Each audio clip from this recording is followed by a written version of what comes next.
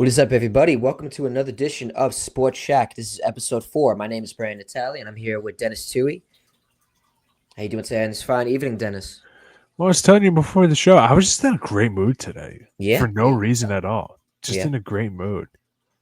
Cool. You ever have watch a sitcom or something like that, and it's like a character is just like everything's coming up Millhouse. Yeah, They can't stop. They can't stop winning. They're just having a good day. That's just kind of one of those days I had. I was just hanging out, man. I was just Denny being Denny. Classic Denny being Denny there at you work. go. It's always good to So be in a good mood. It's always, it's yeah. always good when you have those good moods, good vibrations. So, hey, good for you. And I know Yeah. you're a busy man just like me. So, no, like I said, I was telling you before. So, I'm really glad that you're doing good, man. Yep. Doing good. A lot going I'm on just in hanging sport. out. Just hanging out. Just hanging out. A lot going on. I guess first off, I know there's been a lot going on in the NFL. I know there's been going on a lot going on with Devondre Campbell and the San Francisco 49ers. All they're falling apart. We'll get to that later. Kirk Cousins just got benched. So that's going to be really interesting to talk about. And I did not think that could have happened. You would have told me that when they drafted Michael Penix. I would have been very shocked. We're going to talk about that later. But I feel like right now I think it's right and doable to talk about the NBA Cup as it just finished, as the Bucks defeated the Oklahoma City Thunder. The Milwaukee Bucks defeated the Oklahoma City Thunder 97-81. Wow. Dennis, I know you said you were watching some of it. Can you give me a recap and what happened in the game? Yeah, I gotta be honest. I was surprised because I got thought going into this. I thought that the Thunder were going to layeth the smacketh down on the Bucks Okay. for sure, and then you know what? This is why I'm not much of a sports bettor. Example number 1,000 of why I'm not. As the Bucks fear the deer, the Bucks beat the Thunder. Wow, who would have thought?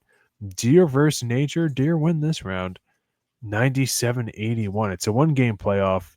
So you never know later on if these two teams do face each other in the NBA finals. You never know.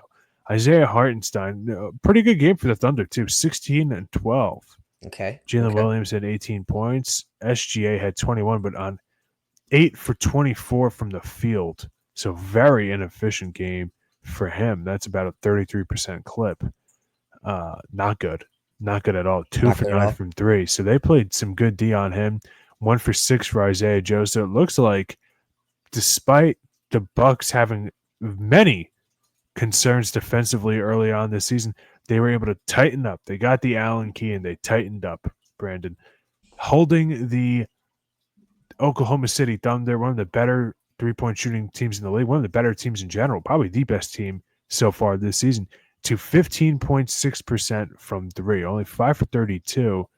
Uh, Oh, Kenrich Williams was 1 for 4. mm. SGA was 2 for 9. Isaiah Joe had one, and Jalen Williams had one. Meanwhile, 17 for 40 from the Bucks. Not bad That's at all. Damian Lillard had 5 threes all on his lonesome. Brooke Lopez had 3. Torian Prince, he had 2. So they were looking good, man. They're firing on all cylinders. 23 points by Damian Lillard. And this one, 26 by Giannis. And Giannis had 19 rebounds. a nice triple Bring him double. in, big fella. So, man, this was like an unstoppable force meets an immovable object. I guess it's not exactly how it was at all. An unstoppable force versus a very movable object. And I was wrong. Get me some barbecue sauce for the words I'm going to be eating. I thought the Thunder were going to win. I really did. You really did, That's man. my They were man. no match for Giannis and they were no match for Yeah, Damian. And they were able to connect on the threes. That's a lot. 17 for 40, like you said, especially. Why that's were they able not. to get so many shots on? I feel like that's a lot. 40 I don't know shots. because the That's Thunder are such a good defensive team. Like they're just they are a really good all around team, and you never know really what it is. I have no clue.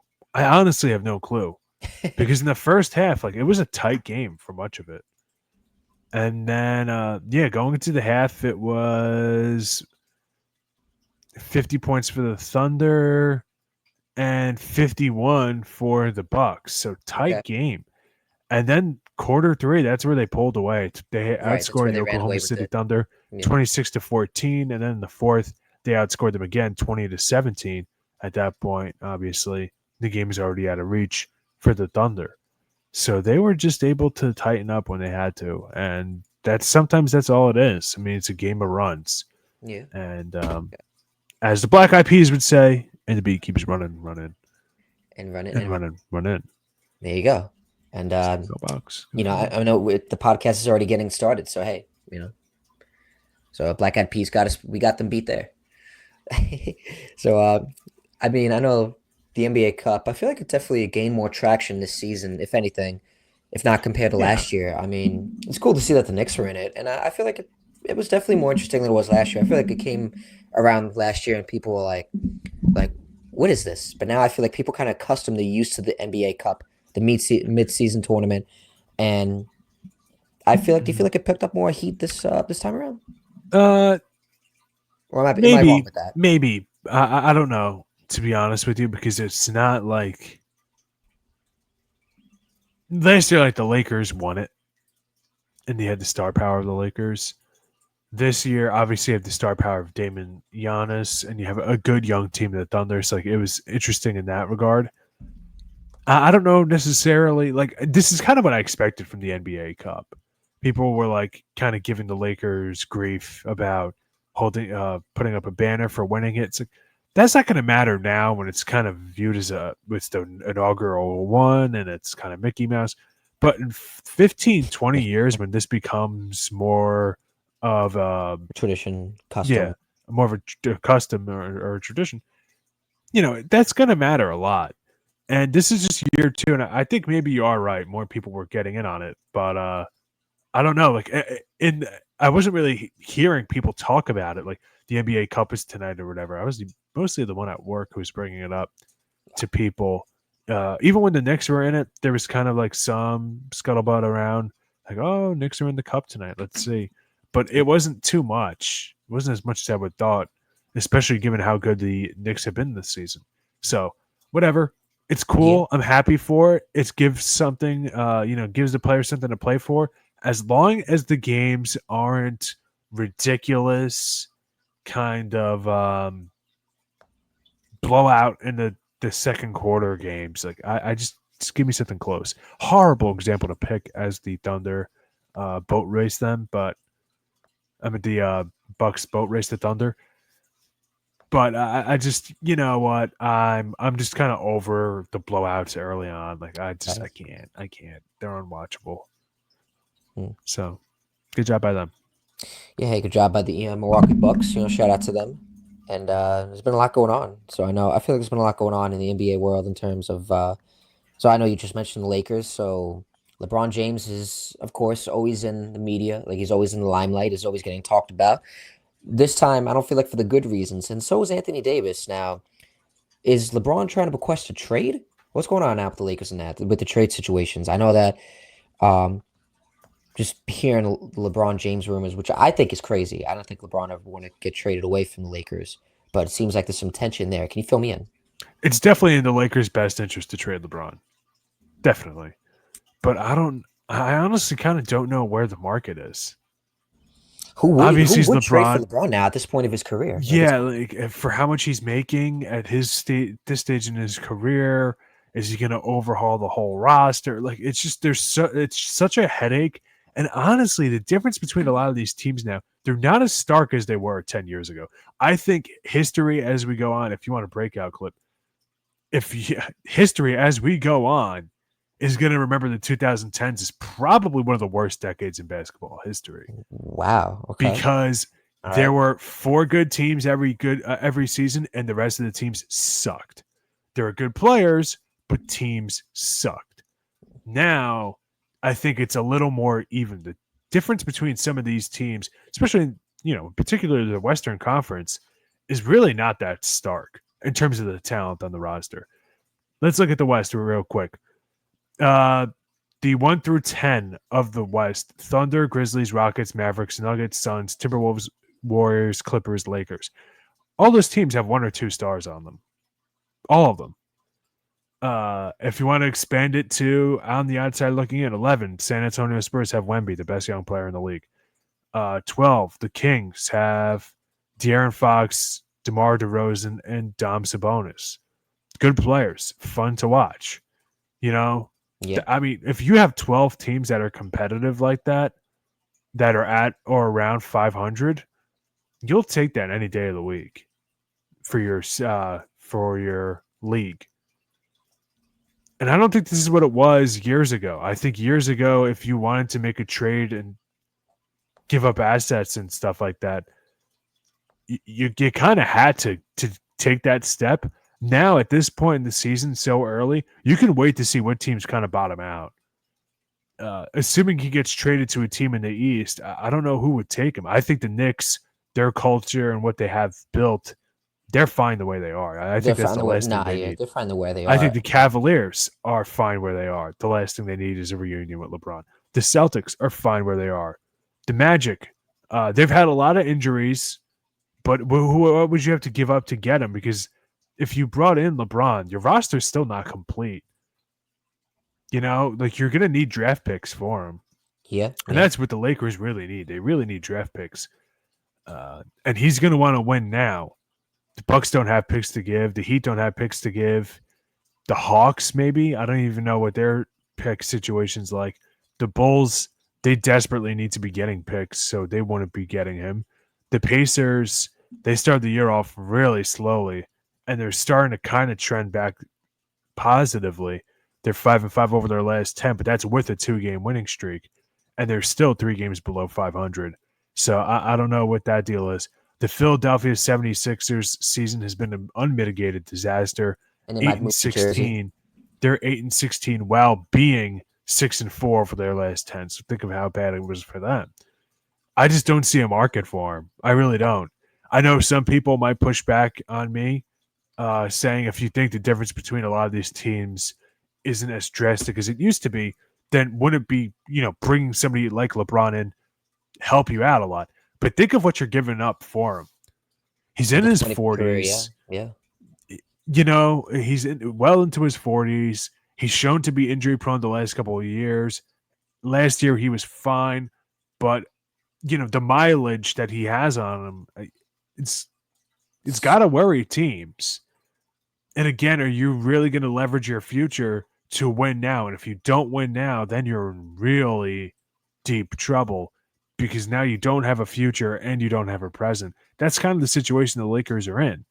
yeah, So yeah. I don't think any team wants him. I think teams would rather wait and see. Maybe the Kings continue to be on the outside looking in, and would they offload Dom Sabonis or De'Aaron Fox or even DeMar DeRozan, who they just got in free agency? What's going to happen with the Bulls? They have some good talent over there, like Kobe White, Nikola Vucevic, Lonzo Ball, and others. The Pelicans are the worst team in the league right now. We're the worst team in the Western Conference, excuse me. They have a lot of talent on their roster that's just not gelling and hasn't been gelling over the last couple of years. But they have pieces that on paper are good role players that you could use. I think Right. teams that's what you're going to see more of, or the not perennial all-stars or certainly not all perennial all NBA players that teams are looking at. Teams are going to be looking at fringe role players that are like, fringe perennial all-star types or all-star types. Right. I wouldn't be surprised, people are high on Cam Johnson from the Nets right now because he's having a career year at 28 years old. I wouldn't be surprised if people are interested in Cam Thomas from the Nets for what he could do offensively, although I'm not sure how his play style would carry over to other teams. Yeah. Portland has some guys that you might be interested in, like Jeremy Graham. There's teams like that you can see, talk yourself into getting. The Lakers just are not one of them. Anthony Davis and LeBron, they're very injury prone. I don't see it. I don't Yeah. see it. The Lakers are definitely in a tough pickle right now. Definitely. It's definitely Definitely. not the situation they envisioned being on when they definitely signed him back in the 2018, off season, especially getting Anthony Davis now to pair. And they did And extend him this offseason. So they did extend him. I mean, if they honestly probably should just stay put with LeBron and Anthony Davis. Why give away these? What are you going to get out of this? But like I know you did say like they should move on. I think anything is better than what they have right now. Anything. They did So they say have that. to at least try. That's Right, what I at look least at. try. I know, according to Legion Hoops, they said that they're not interested in trading LeBron or Anthony Davis right now. But as you They just should alluded be. to within these past couple of minutes, it probably is the best thing for them to move on. But things could happen in the next couple of months. It's cool to see all these trade rumors and news come up now as the deadline comes around. I think it's crazy. It's like December and the deadline's not till what, like end of January, February? I mean, obviously it changes every year. I feel like it's not as consistent as baseball, but I can look it up for the exact date. Right. PA trade deadline. I don't know. You February 6th, 2025. All right, that actually is around where it usually is. So and I feel like a lot of moves I feel like are coming around right now. So I know Dennis Schroeder, he just got traded recently, right, to Golden State. yeah, gotta be honest, I did kind of miss that, but I did hear that he got traded somewhere. So Yes, so it was the Golden State, and now the Brooklyn Nets are now, according to Bleach Report and other news that I'm seeing right now, according to so from what I'm reading on Bleach Report, that the Brooklyn Nets are now relying on Ben Simmons to fill in for what Dennis Schroeder has as now. They're relying on the fast-paced, Ben Simmons. In quote, Dennis was bottom 10 slowest point guards in the NBA. Pace doesn't mean you're better or worse. And Ben's 18th fastest, we're going to try to play faster. That's what Nets head coach Jordy Fernandez said to the New York Post's Brian Lewis. The ball is going to fly. He's going to push. He's going to play it forward. So Ben Simmons, if this is the time for him to shine and definitely improve and help the Nets in any sort of way, this is that time. And like I said, thank you again to Bleach Report. Thank you to Tyler and Hanley, if I said that correctly. So what do you think on that, Dennis? Ben Simmons. this is stupid. It's stupid. Just stupid. Point blank out. It's stupid. Like I mean, the guy can't. He's afraid to even attempt to shoot the basketball because he doesn't want to go to the free throw line. He still could defend pretty good, but I mean, even that. I mean, when his contract is up, he's probably going to retire. It's definitely in his best interest to retire. Okay. Yeah. So. Yeah, poor Ben Simmons. He's been through a lot throughout his career, though, so I guess maybe it would be in his best interest just to retire. Yeah, and the Warriors traded for Dennis Schroeder, who's having a good season so far. And the Nets received injured guard D'Anthony Melton, 3 draft picks, and Reese Beekman. All right. It is early enough that they could flip him at some point. So, all right. Okay. All right. That's basically, so I know today, so I guess figured I was going to save it maybe for the end of the show, but I didn't think we were going to talk about the NBA first.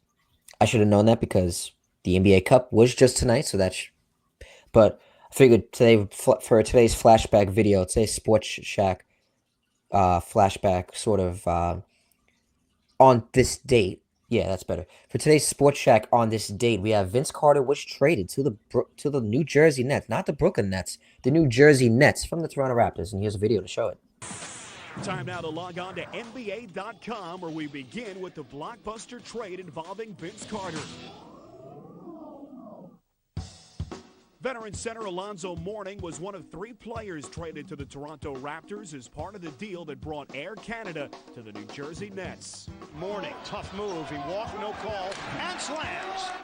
Along with Mourning, the Raptors also acquired 2 first-round draft picks, plus center Aaron Williams and small forward Eric Williams. No good. Ruffin there, but he can't get the rebound. Williams lays it in.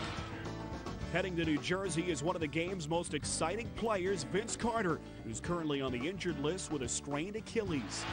Carter with a crossover. Bam! Vince Lamar Carter. A 5-time All-Star, Carter will bring his athleticism and explosive scoring to the struggling Nets.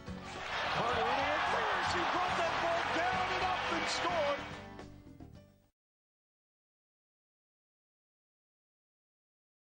Okay, so obviously seeing that Vince Carter trade and the impact that had to the New Jersey Nets at the time. Air Canada, that's crazy he's thinking of that. So Dennis, now I have to ask you, so what was the impact of that Vince Carter trade around this time 20 years ago today? How big was that? Massive.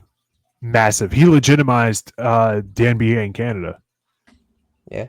I don't think that there's been a single player more impactful to a sports market than Vince Carter in Canada. Right. Yeah. because Yeah. Vancouver failed miserably with their NBA team. It's over. Miserably. It's over. Yeah, it was over for Vancouver It was because over. Yeah. if you look at their tenure, it was horrible.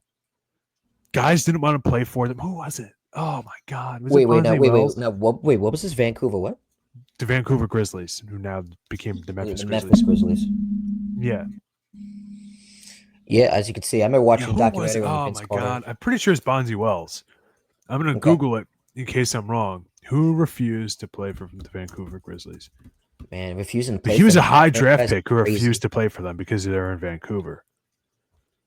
Refusing to play for an NBA franchise is crazy. Play for the Vancouver. But it's true though. Vince Carter did definitely change. I remember watching a documentary on him, and you can tell the impact that he had in Canada. He brought essentially basketball, Steve if I'm Francis. wrong, to Canada. Steve not allowed- Franchise refused to play for the Vancouver Grizzlies, who Okay. was really high out of college. People loved him. So,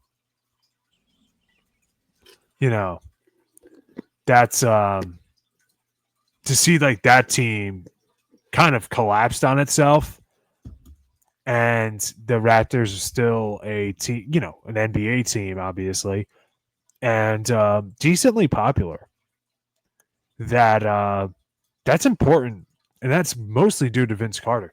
There were like kind of bad years in between, and don't listen to the new propaganda. He was the most hated player ever by an NBA player that left. Oh my God, the most hated ever, aside from LeBron. Worse than when LeBron, yeah, it was. Oh my Or God, KD. the whole team hated him. The whole country hated him. Oh. The whole country hated him, Brandon. So you could say this is worse than when KD left. I don't know. I feel like that's kind By of local fans, maybe, because Thunder still had Russell Westbrook, who won the MVP right afterwards. The Raptors were horrible because Alonzo Mourning refused to play for them too. Really? Alonzo Mourning refused to play for Canada. Jesus, wasn't everyone refusing to play for teams now? So I wish I could play in Because the NBA. I think the way that they view Canada is not realistic. I still think that's true. Interesting. Play for the Toronto Raptors. Oh my gosh, dude! I haven't gone through the NBA history in so long. Yeah, he refused to play for the Raptors after being traded to the team in 2004. The Raptors bought out his contract in February 11, 2005, saying he didn't meet their medical requirements. Then he signed with the Heat and finished the season with them. Okay. All right. So they could never catch a break. And I mean, they had Chris Bosh. Yeah. That season. They had Chris Bosh. Luckily, it's good that they won the finals when they did in 2019 with Kawhi Leonard. It's good. I know that was only. And he's still. And this is what I get back to for players not understanding the Canada stuff. Definitely in his best interest to go to the Raptors. I understand he's from LA and stuff like that, but I've been to Montreal. Montreal is in Quebec where they speak French and stuff like that. The difference between Montreal and where we are is not as stark as people make it out to be. Now, you and I have a different cultural upbringing than a lot of the NBA players. I don't think that's much of a secret. Right. But I don't understand why they view going to certain markets as like a death sentence. It's really not. Yeah. If you could dominate a small market, I mean, look at Damian Lillard. The Portland Trailblazers is easily the smallest market in the NBA. They're so small, they've never hosted an all-star game. Brandon, they've been around since the 70s. They've never hosted an all-star game because they don't have enough five-star hotels. That's crazy. That's the actual reason. They've never hosted an all-star game for that reason. Dude. Think about that. I don't think they're going to ever have Damian Lillard was a household name. Clyde Drexler was a household name. Jerome Kersey probably wasn't a household name, but really good. Cliff Robinson was really good. Terry Porter was really good. Like, people knew who they were. They had guys that were on posters and were on T-shirts and stuff like that you could, see people wearing their jerseys and merchandise and stuff like that on the road. Like it was, normal. Right.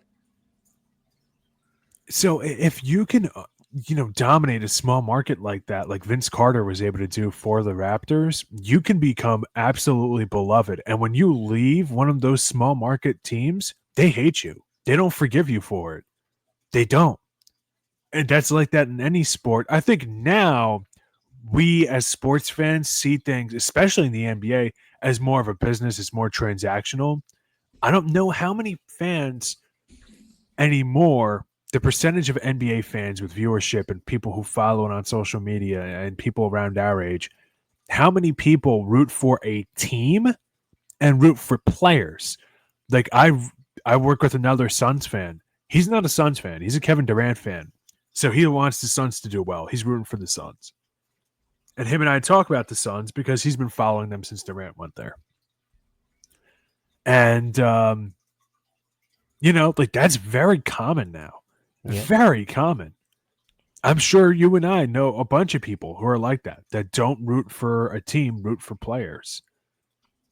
So Yeah. for those small market teams where they're all diehards for that market, in Indiana, that place is always rocking in the playoffs. When Sacramento was in the playoffs a couple of years ago and they had the cowbells, it was deafening for opposing teams. Like they are, they take it super seriously. Yeah. A lot of those smaller markets. And for him to have stabbed them in the back, that's the way they looked at it. He never let it down. He was getting booed 10 years after he left. He was getting booed. Still. And it wasn't just a few pockets of fans. Booed. Like he just left the day before. So this is very revisionist that he was, wow. Yeah. they retired his number and stuff like that. And I was following all that on social media. There was a lot of Raptors fans that didn't want him to have his jersey retired because he quit on them. Because before he left, it wasn't like he requested a trade and was out. He was kind of viewed as throwing games. He was not putting in any effort. You could see it. He went to the Nets. Suddenly, all of his stats just skyrocketed back to near career highs or at career highs in some regard. That fans hated him. Yeah. Hated him. Jesus. This is, yeah.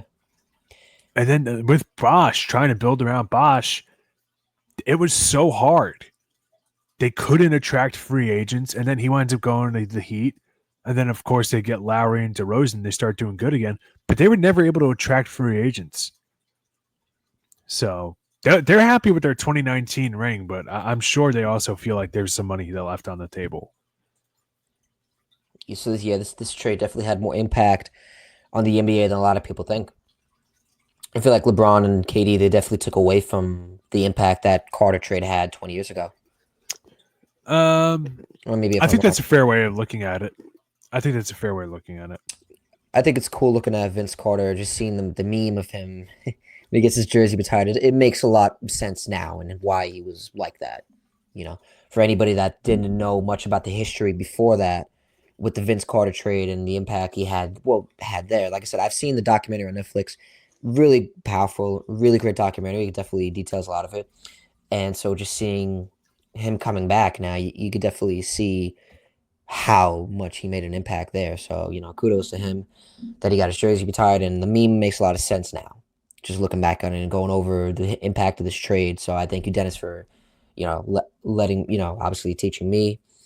And hopefully a lot of people watching this about the impact in that trade. So I thank you for that. Yeah, man. I love Vince Carter, though. My favorite Vince Carter moment is obviously the dunk contest, and was just like, it's over. It's my favorite. So, he revolutionized the dunk contest and what it is. And I think how, made it more popular. If Michael Jordan didn't do it, if John Starks didn't do it when he dunked over Michael Jordan, Vince Carter had to do it. But yeah, I think anything else in the NBA before we move on? No, not really. But yeah, Vince Carter, another thing about him in Toronto, he never lived down Game 7, 2001. He was late to the game game 6. I forget if it was 6 or 7. He was late to the game because he had college graduation. He wanted to get his diploma from UNC, so he finished the semester.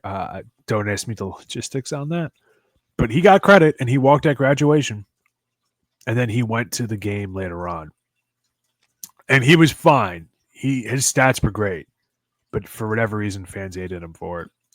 They also played the number 1 best defense in the league in the 76ers, who had Defensive Player of the Year, Dikembe Mutombo, the late Dikembe Mutombo. Rest in peace. And for whatever reason, people always held that against him, which I never understood. Right. Okay. But yeah, all right. So now on to the NFL. A lot going on. A lot going on in the NFL. This past week was, if not crazier than what happened 2 weeks ago when there was fights in Ohio State, fights in NFL games. I feel like this week in the NFL was pretty crazy as well. Devondre Campbell catching a lot of heat after he left mid-game. After, Coach Kyle Shanahan kind of asked him, like, hey, can you come in? And he was like, nope. And he walked away.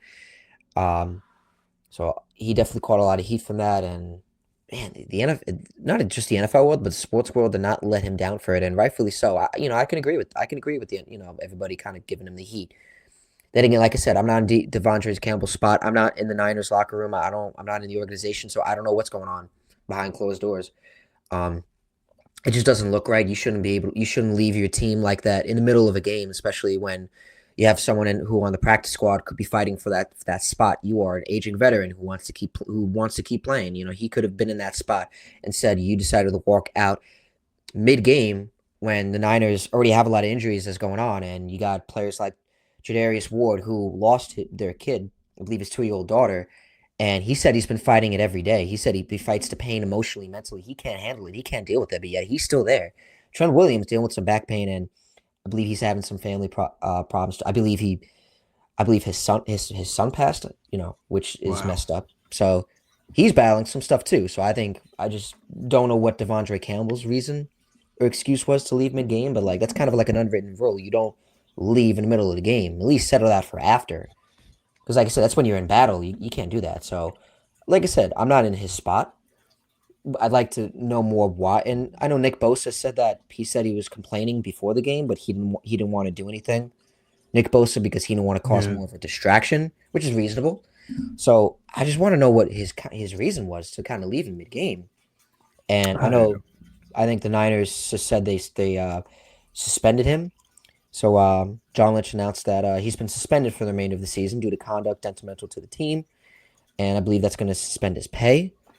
And so so when he goes, it's I don't understand that. Why suspend him? Just fire him. He violated his contract. Fire him. Right. So obviously, he signed with the team. He started the whole 12 games of the year, and then obviously Drake Greenlaw, who tore his Achilles in the Super Bowl, he came back. And obviously, I guess maybe that upset him. I don't know. Either way, like you said, he signed the contract. Trent Williams. I don't understand it. I remember when I played Pee Wee football and a kid quit mid game. Yeah, wait. So this what happened. So Trent Williams is. I remember they said his wife announced the death of their son after losing a twin earlier in pregnancy. San Francisco tackle Trent Williams and his wife Sandra announced the stillbirth of their son, Trenton O'Brien Williams Jr. This was because Trenton Jr. was born 35 weeks on November.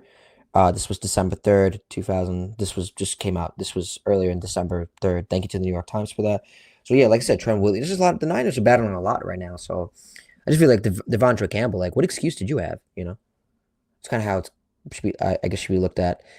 But he definitely caught a lot of heat from that, and I don't know if he's going to be picked up in the NFL. I think it's definitely going to be really tough for him to kind of, teams are going to want players and on their depth chart and on the team, and people are going to say, do we really want this guy? Really? Come on. So if you really want to end your career, this was definitely something to do. So let's be honest, but the machismo, tough guy culture of football, Do you want to be playing next to a guy who's a quitter? Right. No. So I doubt he plays again. He's 31 years old. I doubt it. Yeah. So, I remember I played a Pee Wee football game and a kid quit mid-game and it never made sense to me. Do I know the kid? We don't even. You do. You certainly do. You're on the team. You are on the team for it. Really? Okay. You got to tell me after this. Definitely. Yeah. If I remember, I'd tell you. I actually considered quitting mid-practice a sport once. It happens. But that was just because I wanted to like fight my coach. But that's besides the point. That's when I was in high school.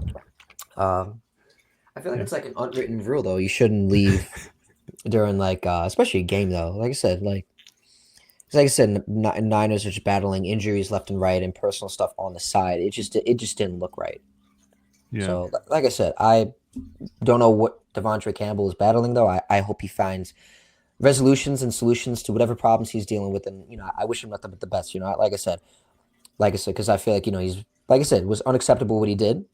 But like I said, instead of keep bashing him, hopefully he finds some resolution to his problems and he can figure his stuff out. Because like I said, what happened was not right and acceptable. And so I hope that he sees what he did was wrong and he can redeem himself. But for now, he's definitely no longer going to be a San Francisco 49er. Yeah. Hey, listen, with all the injuries they've had on the defensive end and a guy quitting mid-game, still held the Rams to only 12 points. Good job by them. Yeah, a lot of people are saying the Niners are falling apart because obviously what's going on. So many injuries. Exactly. Yeah, they're not that. So many injuries. Like that's the thing is like if a team is underperforming because they're bad, is that the same as a team that's falling apart at the seams because they're hurt? No. The Miami Dolphins, bad. They're bad. Even before Tua got concussed earlier this season, they did not look good. They didn't. They looked horrible. No, without the quarterback, they were nothing. No. Should that be viewed the same way as like the Seahawks who just lost the other day and are now out of the playoff picture after losing Geno Smith mid-game? Should it be looked at as the Lions who lost a shootout to the Bills? Arguably their best offensive player and David Montgomery is done for the season. Their defense, I'm pretty sure a kid I pushed shopping carts with is playing in their secondary right now. I mean, their entire defense are guys off the street. I mean, at this point, the freaking pretzel guy, they're asking him, "Can you go out for a vertical?" You know what I'm saying? Like, I know what you're saying. Yeah, I do. I think it's definitely. Dude. You're not wrong. You're speaking complete facts. Yeah, what are you gonna say? It's unfair for them to be like they have so many injuries, and in the Dennis Tuohy Tampa Bay Rays rule, if your team is always injury prone, I have no sympathy. I don't have sympathy for the 49ers. I don't. Christian McCaffrey is one of the most injury prone players in the league. Joey Bosa, great player. His brother, pretty good player. Both of them are made of glass. Let's just call a spade here. Right. They can't play 3 games in a row. So I don't know. But to say they're falling apart, though, to me, I don't think it's right because I don't think, like I said, they just had bad luck. And it happens to any team. Like I said, they weren't far away from a Super Bowl last year. It just wasn't their year. Like I said, injuries derailed the heck out of them. And then, also that's going to affect Brock Purdy's play because Deebo Samuel's not living up to his potential. C-Mac is out. Yeah. He needs to own it because he's enough with the drops. Yeah, no, definitely. He got a big contract too a couple years ago. After 2021, he had a great year. Definitely one of the years. He was not just a receiver; he was also used as a running back. He was versatile, and he was definitely well deserving of that contract.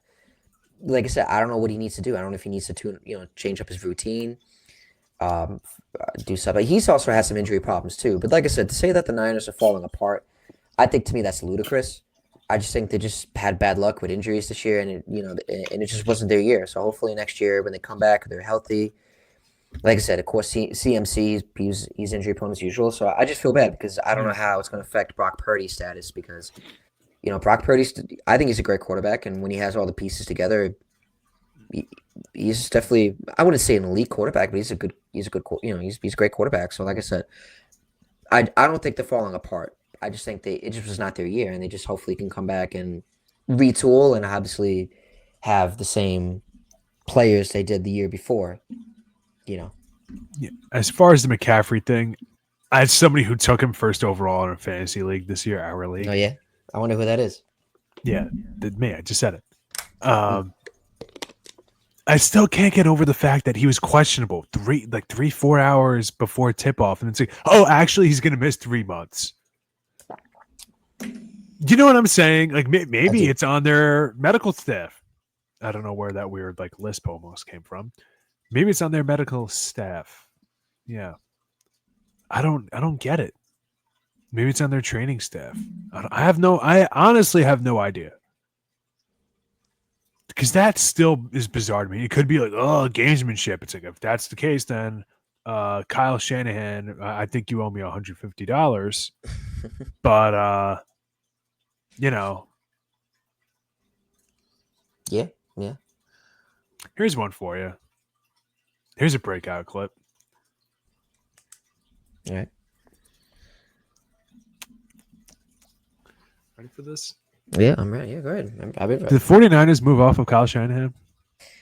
You know, a lot of people have been talking about that. I saw that Troy Aikman was talking about today that he was saying something that the Bears should trade for him. This was after the game last night because they were saying, he was making the argument, Kyle Shanahan could come in, change the offense and basically, fix Caleb Williams and just basically bring in a winning culture that, Chicago has not had. But is that really, I was watching First Take because they were talking about it, and I don't think really that's a resolution for Chicago. I think it's a resolution for San Francisco. I think it's just a thought. It's worth talking about. It's definitely worth talking about, but I don't think Kyle Shanahan should get the pink slip right away or at all. I still think I like the culture he's brought there. Sure, they haven't won it, but they've gotten to the championship. They've gotten to the Super Bowl twice under him. That's very hard to do in the NFL. So I think to the idea of letting Kyle Shanahan go, to me, that's another ludicrous take. It's not insane to bring up, but I think to me it'd be stupid because I know there'd be a lot of NFL teams that would be climbing to the phone right now, calling him right now, saying, "Hey, come coach my team." They lost both times. He was the biggest reason the Falcons lost to the Patriots. That was a lot of reasons for that. His not running the ball when you have a dominant running back in Devonta Freeman that year is insane to me. The clock management was horrible. And they did the same thing twice against the Chiefs. What was I going to say? His record against teams above 500 is not good historically. That maybe he's a little overrated. Okay. All right. Maybe he's a great, turnaround culture guy, but not good at getting you to the next step. I'm trying to think of a good comp for him, and I can't because I know there's one. There's got to be one somewhere. Marty Schottenheimer was definitely the coach who was definitely defined by that. Like you're saying, he was the coach that he always Dusty got Baker. you in the playoffs. Or Dusty Baker, at least. But, luckily Dusty Baker finally won it when he had the opportunity to. Yeah. Luckily he did.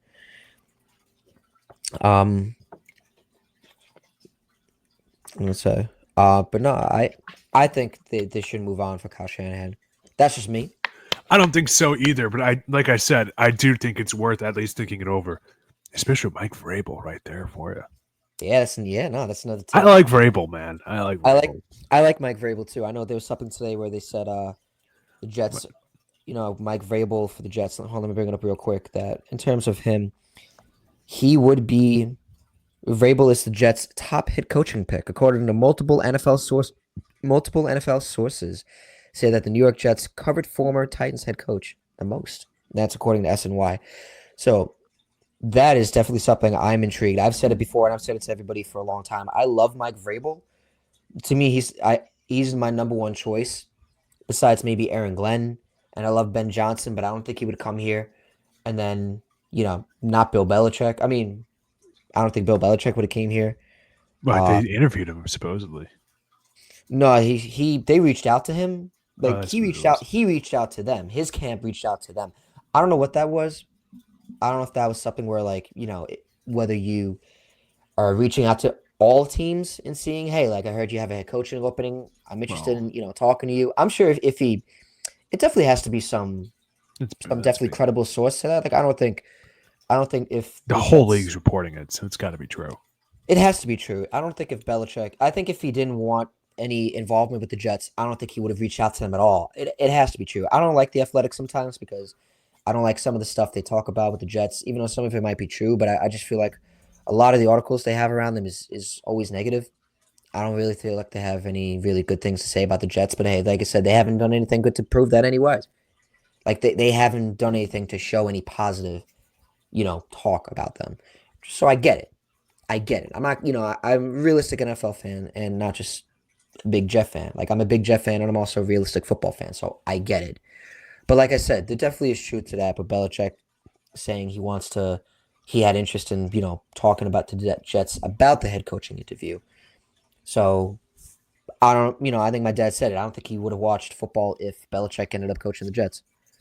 Um, he's not wrong for that. Belichick has kind of tortured us all this time for, 20 years, 24, essentially. Um, I don't think it's realistic. I don't think I think it's kind of like another big name that Woody Johnson would try to get. So I think it's good that he didn't come to the Jets. I don't think it was really going to happen, so I'm not really going to overdo it or talk about it too much.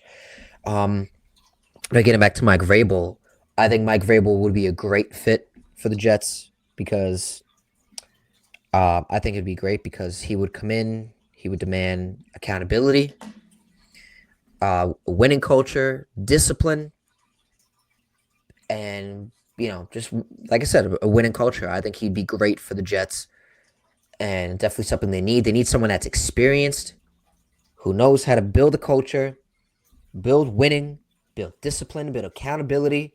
It's not gonna let anybody tell them what to do, and it's gonna be someone they respect. Nothing against Salah, but they don't need someone that's gonna be their friend. That's what a lot of people kind of are saying. So I don't know. Vrabel is definitely gonna be someone that's gonna just command respect and just someone that's it's gonna command you to do your job. So, and like I said, another thing I want to emphasize on is the experience. I like that he has he had his first go around and they were good. The Titans were good on the Mike Vrabel. So he has the experience with the winning. So like I said, if I'm the Jets, I'm all over on top of this. And that's why they interviewed John Robinson, the former GM of the Titans, because obviously, doing their due diligence, they interviewed Thomas Dimitrioff, former Falcons GM. So I like John Robinson too. I know he didn't handle the AJ Brown situation pretty good. I feel like that's what ultimately got him fired in Tennessee. But I wouldn't mind if I saw Vrabel and John Robinson combination. But Dennis, what do you think on Mike Vrabel? Oh, he's got to go to the Jets. I hope so. You guys got to get him. You have to get him. No price should be too steep. I would have taken Belichick if I was the Jets. I think I really would have. I would have tried to. At least would have considered it. I understand what he did to the Jets all those years ago. I understand how he constantly beat the Jets and whatever. But let's be honest. Who would Aaron Rodgers have played for? Like you have this team that's trying to win now. You have all the pieces. You just have chaos. Yeah. But if it's directed properly, this really on paper should have been a really good team. Yes. And I feel like Belichick would have been perfect. He would have been perfect. He really would have been. He would have been perfect. It could have been like a bar rescue kitchen nightmare situation. Here's the keys. Fix my company. Here. It could have been a Tabitha takes over. I don't know. Any Bravo fans? John Yeah. Taffer. I love Bar Rescue. I don't know. I love Bar Rescue. I don't know if I'm a John Taffer guy. But yeah, like I don't know, man. I don't know. Like it's a lot. I don't think Brandon, they can't screw this up. This Athletics are offseason could set the yeah. Jets back 15 years, and they don't have much to begin with. I feel like they definitely got some talent, but I think with what's going on this year, I think a lot of the reason why they've lost a lot of the games, they've lost 7 close games by like 5 or 6 points. That's a lot. Those 6 or 7 point losses could have turned into wins. I think all the Jets really need is the coaching, because obviously the coaching was not there. You look what Sean Payton has done in Denver. I think, and I don't really think Rodgers is too done. You look at the stats; he's 23 for 8 in touchdowns and interceptions. Sure, he's missed on some bad, his bad reads, and he's been taking a lot of hits. But I don't really think he's necessarily done yet. And you look at this Sunday's game with Devontae Adams, him and that combo, and We keep saying the coaching.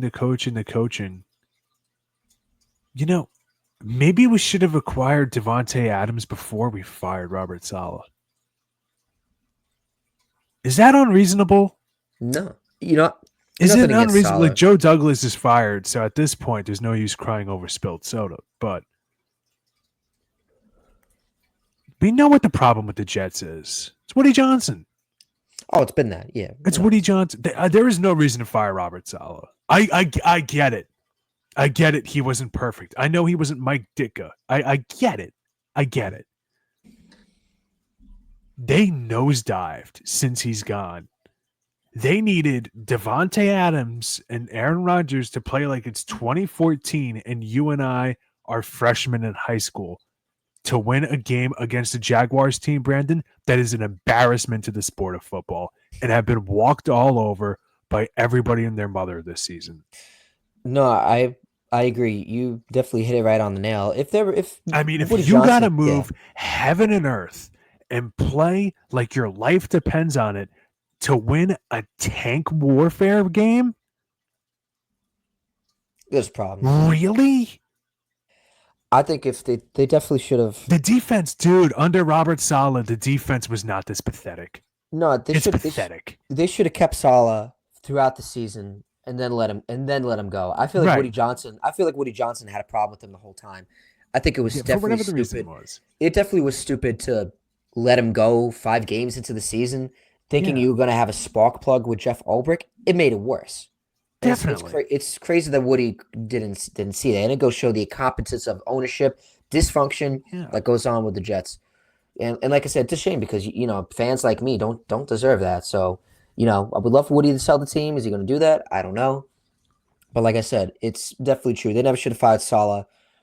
They should have kept him around just to see how things would have gone. At least fire him at the end of the season. They didn't make this is the first time they made an in-season head coaching firing since the 70s. That's a long time ago. Mhm. So they definitely should have. The season definitely would have been different had Saleh had stayed around. We don't, who knows how it would have gone. They probably still would have acquired Devontae Adams, but like I said, it just, a lot of things definitely could have been done. This was just not the season. But if they hire Mike Vrabel, hopefully, like I said, things will be, things will be different, more established, coaching and just better leadership. But we'll see. But I think that defeats the purpose on the Jets.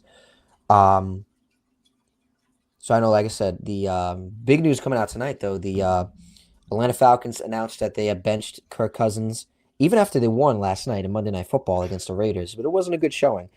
And I didn't watch most of that. I was watching I was doing some work on the computer, and I was watching the Vikings and Bears game.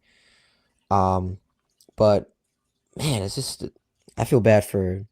I shouldn't feel badness. I mean, this is crazy. So obviously, like I said, Kirk Cousins has officially been benched by the Atlanta Falcons in favor of first-round pick Michael Penix Jr., which a lot of people were shocked that when the Falcons drafted him because they just signed Kirk Cousins. So everyone was like, what's going on here? What are you guys doing?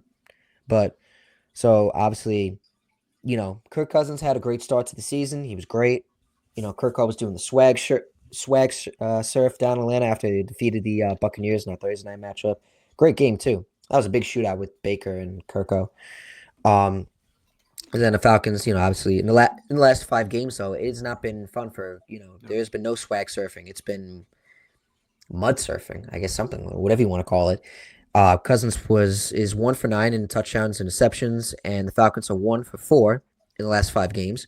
Kirk is due $27.5 fully guaranteed in 2025, and he has a full no trade clause. So even if the Falcons wanted to cut him, so if the Falcons were to cut him prior to March, they would be stuck for $65 million in the dead cap. Wow. Ooh, So if they do trade him, they'd be stuck with $37.5 million in dead cap. But this was definitely shocking. But hey, I guess maybe we all looked at the Michael Penix pick.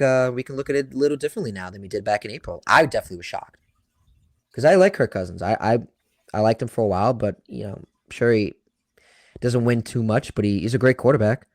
So definitely very shocking, but I like to see what Michael Penix can do. And, they're fighting for the division right now. So I think it's crazy that they're relying on Michael Penix, a rookie, to kind of step in and be like, hey, win us the division, get us to the Super Bowl. So we'll see how that goes. Here we go. Classic Dennis. I'm going to play devil's advocate. I don't know why so many people were as high as on the Falcons as they were before the season started. That's one. It's all about expectations, and people were way too high on them. Shame on you. Number two, do you know why I say that? Because 6 weeks ago, I put money on the Buccaneers to win the division in like 4 different parlays for winning divisions. Why did I say that? Because the Falcons had beaten Tampa Bay, and then after that, that's when I started betting on Tampa Bay to win. Because I looked at the schedule and I saw, all right, Dallas, Falcons are going to beat them. I was right. Then New Orleans, they actually lost that game. I thought they were going to win that. Then they had Denver, LA, Minnesota. And I was like, oh, they're losing that. The Raiders, Giants, Washington, they're going to lose. And now Carolina's kind of a frisky team. Actually, that might have been even earlier than that. It might have been after the Seahawks game that I put that money down. Yeah. Because I just looked at their schedule and I'm like, they have a bloodbath. Dude, those are 3 of the top 5 or 10 defenses in the league all in a row. And I honestly think he's hurt, Cousins. Because if you look at the stats on how fast he's throwing, I know it's weird, but on how fast he's throwing, it's like historically low. It's like some of the worst, mile per hour on passes that we've seen in the 21st century. I saw that, floating around a few weeks ago, and it's only been getting worse. So I think he has an arm injury that he's trying to play through. But they haven't said anything about it to say, he's playing through it or whatever. So I don't know. That's just me. That could just be me overlooking, looking too far into something. I don't know. But my thing is, like, is this not who we thought they were? Did we really think the NFC was like, oh, the Falcons are going to be a juggernaut team this year? Watch out for the Falcons. Well, really? Well, to be fair, I never saw it, dude. I never really did. Even I'll take a victory at lap. Fanatics Fest, even listening to Rich Eisen, and I forgot who else he was with, but even Chris they were Brockman. kind of was that Chris Brockman was his that's who co-host. yeah. I remember me and you were sitting for that. I remember they were talking about the Falcons, and they were high. What? I said it to you then. Yeah, no, I remember they were crazy. We all thought that what was I gonna say? Looking at the Falcons last year, everyone was kind of saying for the past 3 years they were kind of held back under Arthur Smith. And now people look at them now, they're like, hey, we got a new coach who's going to bring in a different culture. We finally got a quarterback. Everyone was saying they also were held by the quarterback position. They had Desmond Ridder, Taylor Heineke, and aging Matt Ryan. So a lot of people were kind of saying like, hey, if they can get the right coach and the right quarterback, and maybe things could change because they got the talent. They got Bijan Robinson. They got Drake London. They got a great defense and Grady Jarrett. Justin Simmons, they just signed. Still, they got Jake Matthews, who's been in the league since we were in 8th grade. So, that was kind of the expectations when you brought in Kirk Cousins. And then it was kind of shocking when they drafted Michael Penix, but I guess they had the idea that Cousins was not going to be the same because he is coming off an Achilles injury too. He tore his Achilles. And, I guess they thought that if this doesn't work out, hey, we have insurance. We have Michael Penix, someone who could come in and step in right away to kind of save our jobs, save our asses. So I guess that's how they're looking at it. But yeah, I thought the Falcons were going to do decent. Cousins was having a great year before he got hurt too last year. So I guess this year it's not the same. Yeah, and I do, again, just to play devil's advocate here, they started off 1-2. They lost to the Steelers, who at the time everybody thought was a fluke because nobody was high on the Steelers. Look how their seasons turned out. And the Chiefs, beat them 22-17, and the Chiefs, they won that one by the skin of their teeth, if I'm not mistaken. So, I mean, very easily could have, if they had games against just 500 teams and not 2 elite teams or borderline elite teams, depending on how you view the Steelers, they could be 9 and help me out here, 5 or 8-6. Right. 8-6, yeah. It's math, Dennis. 8-6, yeah, you got it. I was always in extra math help as a kid. Guys, cut me some slack. And that was that was something that stood out to me here, just talking about their schedule. So Yeah, no, and all right. like I said, you're looking at the schedule, and especially looking at the division. The division is not that good. No. Saints are not good. The Panthers are God, not no. good. So it's definitely struggling division. And so, like I said, they sorry, folks. I know we have some technical difficulties. I know Dennis will come back real soon. Oh, there he is. Oh, there he is. That was self-inflicted. I X'd out instead of switching. It's all good. So, like I said, that the NFC South is not good. The Saints are not good. Derek Carr is obviously they got Derek Carr as their quarterback. That's sad enough. Bryce Young, they were kind of laughing stock a little bit in the beginning of the year, but now they kind of turned after benching Bryce Young, then bringing him back. They've kind of been a little competitive, and they've actually been shown to be a good team under Dave Canales. So hey, they're a team up in the rising, but they're still not good. Right. Tampa Bay Buccaneers, I think they're the only really good team. Other great team, you got them and the Falcons. They're the only really good team. I love Baker Mayfield, great guy. I've always been a fan of him. Thought he got screwed by the Browns, and so like I said, I think he's. So I think the Bucs are really the only other good team in that division besides the Falcons. So you can't really say the Falcons were only the lone team in that division. No, the Buccaneers are a great team. So, seeing how they're coming around, the Bucs are not coming around. They're likely going to take that division. Yeah, and the Bucs, they've done this all. How many games combined have Mike Evans and Chris Godwin missed? Yeah, that's true. They missed a lot. Chris Godwin was knocked out for the year, and then the other Evans with his hamstring injury. This is just an observation. This isn't really analysis. Can we just condense the AFC and NFC South together into an 8-team side conference? That's it. Into a little, like a third conference. And it's just like 2 of you guys are going to make it. The other 6 are just going to get relegated one year. Like soccer. Just, in soccer, if you don't win enough games, you're out of the league. It's done. I can't anymore. I can't. Every year, those teams. What does Dennis hate more? AFC, NFC South, or AL, NL Central? Oh, tough question. Well, I guess now we're going to transition out of baseball. Oh, that's one way to do it. Yeah. So, I know the Yankees have definitely made some interesting trades. So I know the Yankees just traded for. I know recently they traded for Devin Williams, and I know involving that trade they had traded away Nestor Cortez. So you guys, obviously, losing out on Juan Soto coming back to the team. The Yankees have made some moves, adding Max Fried, now Devin Williams, and they also just added in Cody Bellinger, who we're going to get to. But first, Dennis, I want to ask you. I know you were saying you were not a fan of the Devin Williams trade. Tell me. I wasn't. And before I get to that, have you noticed the way you say Juan? Juan. You say Juan with like a little H. I know. I do say kind of weird. I do say kind of funny. You do. I do. You put a little. You put a little salsa on your Juan. Okay. I am Spanish. Yeah, you are. Oh, you're Colombian, right? Your mom is. Yes, sir. I can remember his Colombian or Puerto Rican. All right. Devin Williams, the trade. I'm not a fan. Okay. I'm just nervous about it. I'm just nervous. This kid was supposed to be this Durbin kid. Supposed to be reminds lights me of out. Patton Oswalt's character from AP Bio, Principal Durbin. Yeah, but game he was 3. He was supposed to be the starter for the New York Yankees at second base, pending they don't re-sign Gleyber Torres. If they're trying to re-sign Gleyber Torres, wait. So you're talking about Cody Bellinger or Devin Williams? Devin Williams. Okay, sorry.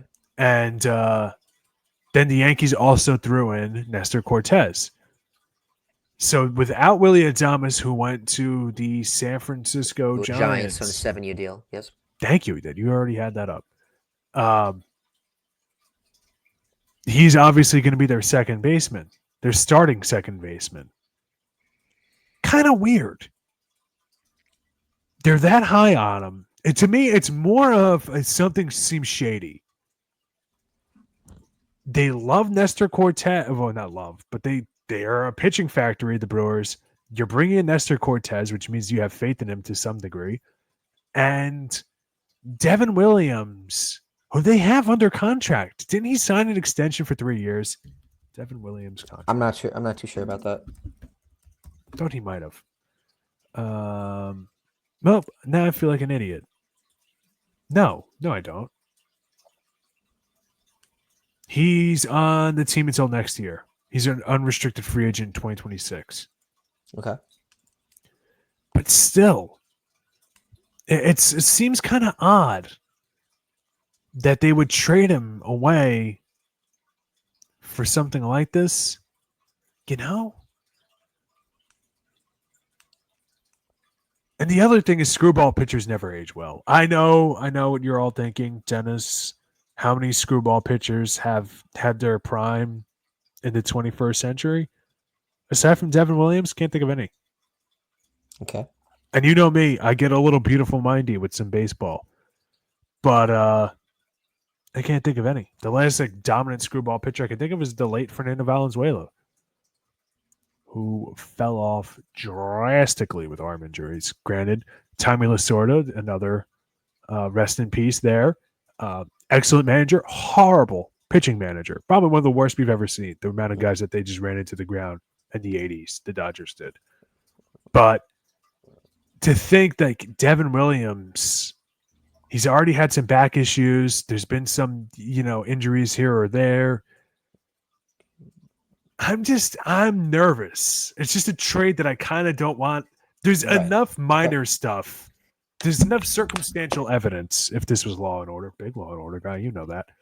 Enough circumstantial evidence that I feel like there's something here. There's something here. We're sending Benson and Stabler back to try and get more. There's something. There's something fishy here. Put Bobby Gorn and Alex Eames on the case. And, so it's not as much as I hate Devin Williams. He sucks, bro. He's great. He's good. It's more so that something is just a little... You're muted, by the way. Okay. Yeah. Oh, I don't know if that was intentional or not. There's just something that it seems a little fishy, right? Is it me? It seems nobody else has this opinion. So maybe it is just me being a little, like I said, a little beautiful mindy at times. But I don't know, man. Is it me? No, it's not you. I mean, hey, like I said, it's definitely interesting. I know he was definitely I know he was hurt. He was hurt last year, right? In the beginning? Yeah, he missed 4 months, bro. And he came back. He came back in August. He was supposed to come in June. Then it was July. He kept getting postponed. I think it's bad that I think what happened obviously in a wild card against the Mets. Oh, I don't care about that. That was definitely I feel bad that was his last go around with the Brewers. Right. That was a way for him to go out. But hey, good trade for them. So we'll see. I know Nicholas File was pretty high on that. But the Yankees, I know they just recently acquired Cody Bellinger today, and I thought he was going to play first base for them. That would have took him out of getting Pete Alonso, but now he is going to play actually center field, which is going to move Judge to right. So, kind of good trade for you guys. I know you guys were kind of in a stalemate with Cody Bellinger and the Cubs for almost a week or so. So, I guess it's good to finally get that done for you guys, right? Yeah, but now I'm a little worried. I thought Dominguez is playing center. So now what's going on with him? Has there ever been any word about that I missed? You tell me. I'm asking. I'm kind of asking you and the Yankees and our greater fan base. And we do have a great fan base. Our fans are brilliant. Love you all. Well, I'm not part of that fan. I'm not part of that fan base, but on the Sports Shack? What? Our Sports Shack fan base? I'm talking about them. Oh, our fans are brilliant. Yankee fans are anything but brilliant, let's be honest. Bunch of crayon eaters. I could say that as a Yankee fan. Some of the takes you get, bro. I won't include. I won't include that in the edits. You're good. Don't worry. This year. Like, But they either can way, leave it in. I don't care. But dude, I don't know. I don't know if there's been any word about Jason Dominguez. Is he the Martian? Is he the Martian Manhunter? Is he the Martian with Matt Damon? Or is he like one of the monsters from what was the M. Night Shyamalan one? Signals? Signs? Signs. Is he like one of those aliens? You know? Were they Martians? Was they an unspecified alien race? I don't know. Because if he's Martian Manhunter, oh, that's a bucket getter. If he's Matt Damon Martian, well, it's an Oscar award-winning movie, Brandon. If he signs, that means start off good, get really bad fast. And he started off good, Brandon. We can't have an M. Night Shyamalan player. We can't have that. Unless, of course, he's Sixth Sense kind of a player. That's what I'm talking about. That's a good twist. That's like when you trade for a player, you think they're going to be okay, and they turn out to be fantastic. Which Clay Holmes was until situations changed. We'll say. right. Of course. You got a little, we'll say, bad. All right. Can't get enough of this snack. Okay. All right. But hey, good for them. But I know another big news. So it's going to be interesting to see. I thought they were going to maybe move him to first base. But obviously, no. I mean, I guess he's versatile where say, hey, if whoever's playing first for them can't play, they absolutely move him to to first base for a couple games. Depends how it is. The season is. But obviously they're looking for Bellinger after they missed out on Kyle Tucker. That was another guy who's on a 1-year deal, but obviously he just got traded for the Cubs. To the Cubs. Yeah. When I see my guy Mike at work tomorrow, I got to owe him a bit of an apology. I told my guy Mike, he knows what I do here, and he's like, can I do a Mike impression? Do I know him well enough to do one? I don't know. What do you think about getting Bellinger? I heard that we might be getting Bellinger for the Yankees, bro. I say to him, I go, it's not happening. Oof. Tough look. For every the Falcons are hype jobs, you're not getting Bellinger. There's no way you're getting Bellinger. After they got Kyle Tucker, what I thought was Cubs are going all in. The old James Holzhauer Jeopardy, becoming a big Jeopardy guy lately. The old James Holzhauer. All in. And it's not happening because I thought the NL Central, like I think every year, is garbage. And you could just kind of buy, if you want to talk about a division where you could just buy a ring. Come on now. Okay. And I guess look at the Cardinals. Woof. But I thought this was them going all in. Like me at work today, Brandon, guns a-blazing. I was doing the online orders, and I was guns a-blazing all day, brother. I was killing it. Good vibes, man. Good vibe. It all turned around. Frapp turned it around, man. Peppermint Frapp turned it around. But, yeah, I thought for sure that they were going to keep them both. Because, bro, now you're talking about Ian Happ, Nico Horner, Seiya Suzuki, who's okay. I think they re-signed Mike Tauchman, right? Whoa. They re-signed Mike Tauchman. And today, did I make myself I'm not sure. An idiot? We'll look that up. Or did he get exiled to Colorado? I have no idea. He is exiled to Colorado written all over for the White Sox. Oh, gosh. That might be even worse than no, I wouldn't go that far. Good pizza over there. But that's like, that's a good team on paper. Ian Happ, Seiya Suzuki, Kyle Tucker, Cody Bellinger, Nico Horner. There's guys that are okay there. So I thought that they would keep him for that reason, because you could easily win the division. I do mean easily. The fact that the most injured team in that division, the second most injured team in that division behind the Reds, and the Brewers won that division effortlessly and Cadillac their way through it, beyond me. It was still beyond me, bro. But, yeah, they traded him. And they traded him to my team, Brandon. Yeah, they did. His dad, Clay, was a New York Yankee. Won a couple rings with us. Little single ladies for you. And now we got old Cody. We got Kodog. Now, there is something that fans have brought up. Cody Bellinger's wife is Giancarlo Stanton's ex. Yes. Messy. Call the Bravo cameras. Second Bravo TV reference today. Killing it. And, I just got to say that I don't know how I feel about that. But these guys, if there's one thing we know about professional athletes, it's that for some reason they date a lot of the same women. So I'm sure that they're all A-okay. Yeah. No, hey. A-okay. A-okay. But all right. Anything else quick before we wrap up? It's getting late. What do you think? What do you think about the Bellinger trade? I like it. I love it. Like Nick I said, Files in his glory, by the way. He's been in his glory. He's been saying for years, Yankees got to get Cody Bellinger, bro. I want them to get Cody Bellinger.